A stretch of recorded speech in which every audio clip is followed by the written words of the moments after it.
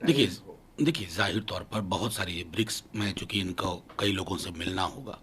China के बरक्स तो हमारी चिंताएं हैं और उन चिंताओं के संदर्भ में अभी तक एक ठोस जो नीति होनी चाहिए उसका हमने कमोबेश अभाव देखा है। उसके अलावा इस तरह के जब मल्टीलैटरल किसी फोरम पे हम जाते हैं उसमें आप अपने देश के हक में क्या नतीजे ला पाते हैं महत्वपूर्ण है। उससे ज़्यादा हमें ये भी देखना चाहिए कि G20 में अब तक हम एक कॉमन स्टेटमेंट में कई दफ़ा दुविधाएं आई हैं। उस तरह की कोई चीज़ ना हो और ट्रेड अगर है तो ट्रेड को लेकर के भी किसी एक के पक्ष में चीज़ें जाती ना दिखें, ये सुनिश्चित करना मैं समझता हूँ दायित्व होगा। ऐसा लगता है कि जैसे कि रशिया भी रहेगा, चाइना भी रहेगा, अन्य देश भी रहेंगे, तो वहाँ मिलना ये एक। देखिए ऐसा नहीं है ना कि इस तरह की पहली मीटिंग हो रही है, लगातार होती है इस तरह की मीटिंग और इसमें सरकार बदलने से देश का पक्ष नहीं बदलता। प्रधानमंत्री कोई भी हो, एक एक फॉर्मेट है जिसमें हिंदुस्तान अब तक आप अपनी चीज़ों को रखता रहा। प्रधानमंत्री जी भी उसी संदर्भ में चीज़ों को रखेंगे और जो मैंने कहा कि कोई भी फोरम उसमें जो डिस्कशन होते हैं उसका कितना बड़ा हिस्सा हिंदुस्तान के हितों को साधने में मदद करता है वो महत्वपूर्ण है।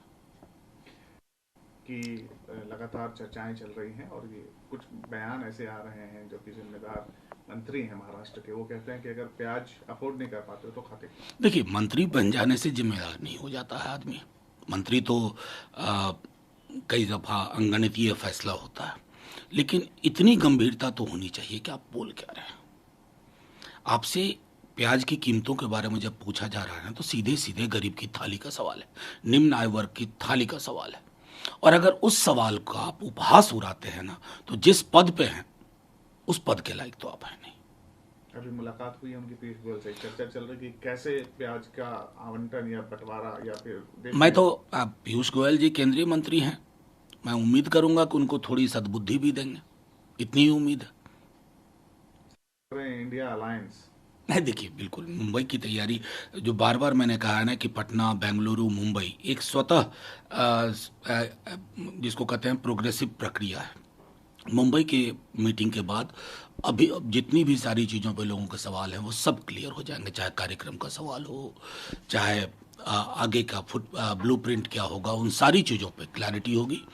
आत्ममुग्ध राजनीति के खिलाफ एक वैकल्पिक जनोन्मुख राजनीति का उभार देखेंगे आप मुंबई के बाद।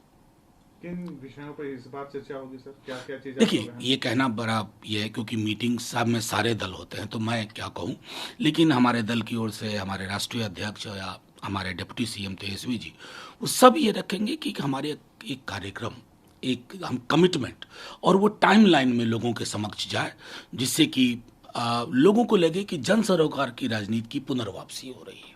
संयोजक भी आप लोग चुन रहे हैं। देखिए मीटिंग में क्या तय होता है वो सारी चीज़ें तो मीटिंग में होंगी ना, अकेले मेरे कहने से हमारे दल के कहने से बात नहीं होगी।